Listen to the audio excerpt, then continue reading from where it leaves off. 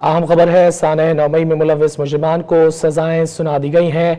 ISPR की जानिब से बताया जा रहा है सानह 9 मई में मुलव्विस मुजरिमान को सजाएं सुना दी गई हैं। आपको अपडेट कर रहे हैं, ISPR की जानिब से बताया जा रहा है सानह 9 मई में मुलव्विस मुलजिमान को सजाएं सुना दी गई हैं। सानह 9 मई में जो मुलव्विस मुलजिमान थे उनके खिलाफ कार्रवाई जारी थी और ISPR की जानिब से ये तफसीलात सामने आ रही हैं कि अब उनको सजाएं सुना दी गई हैं। सानह 9 मई में मुलव्विस मुलजिमान के खिलाफ कार्रवाई जारी थी और अब वो कार्रवाई अपने मंतकी अंजाम तक पहुंच गई है और सानह 9 मई में मुलव्विस मुजरिमान को सजाएं सुना दी गई हैं। ISPR की जानिब से ये बताया गया है। सानह 9 मई में मुलव्विस मुजरिमान को सजाएं सुना दी गई हैं। ISPR की जानिब से बताया जा रहा है 9 मई 2023 को जो वाक़यात रूनुमा हुए थे उसमें ये मुलजिमान मुलव्विस थे और इनको सजाएं सुना दी गई हैं। पुरतशद्दुद वाक़यात पूरी कौम के लिए एक शदीद सदमा थे। ISPR की जानिब से इस हवाले से बताया जा रहा है कि सानह 9 मई में मुलव्विस मुजरिमान को सजाएं सुना दी गई हैं। इसी हवाले से बात कर लेते हैं, हमारे साथ मौजूद हैं इफ्तिखार शिराजी साहब। इफ्तिखार साहब, क्या कहेंगे, सानह 9 मई में मुलव्विस मुजरिमान को सजाएं सुना दी गई हैं? जी बिल्कुल, ये आप तक की जो इतलात हम तक पहुंची हैं उसमें ये बताया गया है कि सानह 9 मई 2023 जिसमें सियासी तौर पर ख्यालंगेज कुछ लोगों को भड़काया गया और घेराव जलाओ पे उनको तो उकसाया गया। इन अफसोसनाक वाक़यात में जो मुलव्विस मुतअद्दिद अफराद थे जो कि पुरतशद्दुद वाक़यात में मुलव्विस पाए गए हैं उनको सजाएं सुनाई गई हैं। नफरत और झूठ पर मबनी एक पहले से चलाए गए सियासी बयानियों और की बुनियाद पर मुसल्लह अफवाज की तनसीबात बशमूल शोधा की जो यादगारें हैं उन पर भी जो मुनज़्ज़म हमले करने वाले थे उनको ये सजाएं सुनाई गई हैं। और बताया गया कि इस यौम सियाह के बाद तमाम शवाहिद और वाक़यात की बागबीनी से तफ्तीश की गई। मुलव्विस मुलज़मान के खिलाफ नाकाबिल तरदीद शवाहिद इकट्ठे किए गए। कुछ मुकदमात कानून के मुताबिक फील्ड जनरल कोर्ट मार्शल के लिए भिजवाए गए, जहां मुनासिब कार्रवाई के बाद मुकदमात का ट्रायल हुआ। 13 सितंबर 2024 को सुप्रीम कोर्ट ऑफ पाकिस्तान के 7 रुकनी बेंच ने ज़ेर इल्तवा मुकदमात के फैसले सुनाने का हुक्म सादर किया।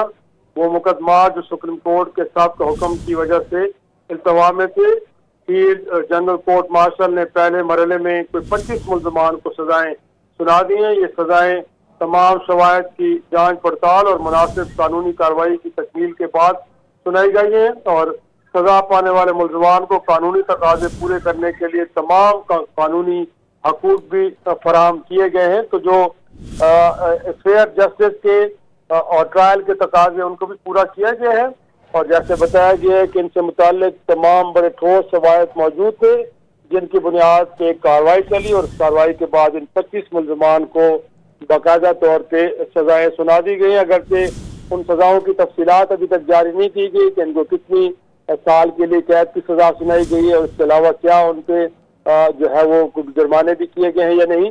तो अभी तक तो ये इतलात हम तक पहुंची हैं और बताया गया है कि 25 मुलज़मान है कि जो सानह 9 मई 2023 में मुलव्विस पाए गए थे, जिसमें एक मुनज़्ज़म साजिश के जरिए मुसल्लह अफवाज और शहदा की यादगारों पे हमले किए गए, तोड़फोड़ की गई और उनमें ये मुलव्विस पाए गए हैं और इनसे मुताल्लिक तमाम शवाहिद इकट्ठे करने के बाद इन लोगों को बाकायदा तौर पे फील्ड जनरल कोर्ट मार्शल की अदालत में गोया कि इनके खिलाफ ट्रायल हुआ और उसमें इनको सजाएं सुनाई गई हैं। और जैसे मैंने बताया कि कानून के और इंसाफ के तकाज़े पूरे करने के लिए इन तमाम मुलज़मान को जो कानूनी हकूक़ है उस दौरान फराहम किए गए थे। जी इफ्तिखार साहब, सजाओं की नौयत और तफसीलात के हवाले से कब तक वजाहत सामने आएगी, कुछ मालूम है इस हवाले से?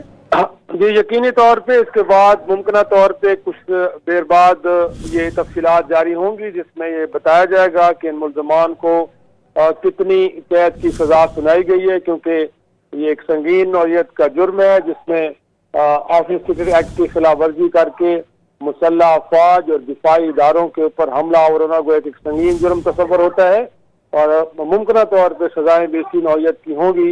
लेकिन जैसे मैंने बताया कि पहले मरहले में सिर्फ इतना अनाउंस किया गया है कि इन लोगों को 25 लोगों को गोया के सानह 9 मई में मुलव्विस होने की बुनियाद पे गोया कि इनको सजा सुना दी गई। उनके खिलाफ फील्ड जनरल कोर्ट मार्शल की अदालत में बाकायदा तौर पे मुकदमा चला है, जिनमें इनको तमाम कानूनी हकूक भी फराहम किए गए हैं। वो अपनी मर्जी के वकील भी कर सकते थे और उनका एक फेयर ट्रायल करके उन शवाहिद की बुनियाद पर इन 25 मुलजमान को बाकायदा तौर पर सजा सुना दी गई है। जैसे बताया गया है कि हालिया समाअत के दौरान सुप्रीम कोर्ट के 7 रुकनी बेंच ने, क्योंकि इससे पहले जो एक फैसला आया था जिसमें मिलिट्री कोर्ट को इन सजाएं सुनाने से रोक दिया गया था, और ये जो अब 13 दिसंबर को फैसला आया है जिसमें 7 रुकनी बेंच ने ये कहा है मिलिट्री कोर्ट से कि वो इन मुलजमान के खिलाफ जो सजाएं हैं उनको सुना दें, और कुछ मुलजमान अगर जिनको रिलीफ मिलता है, जिनके खिलाफ कोई ठोस सबूत नहीं है, तो उनकी रिहाई भी मुमकिन हो सकती है। तो इसी बुनियाद पे आज मिलिट्री कोर्ट ने बाकायदा तौर पे 25 मुलजमान के खिलाफ जो सजाएं उनको अनाउंसमेंट कर दी है। और ये मालूम होना चाहिए नाज़रीन को कि इसके बाद एपलेट कोर्ट्स भी हैं, वो हाई कोर्ट और सुप्रीम कोर्ट में भी इन सजाओं के खिलाफ जा सकते हैं। और रह के जहाँ तक तफसीलात की सजाएं कितनी हुई हैं, अभी तक इंतजार किया जा रहा है कि ये कितने मुद्दत तक के लिए सजाएं, गोया कि इन सजाओं की नौइयत क्या है, उसके बारे में अभी इंतजार कर रहे हैं। जी।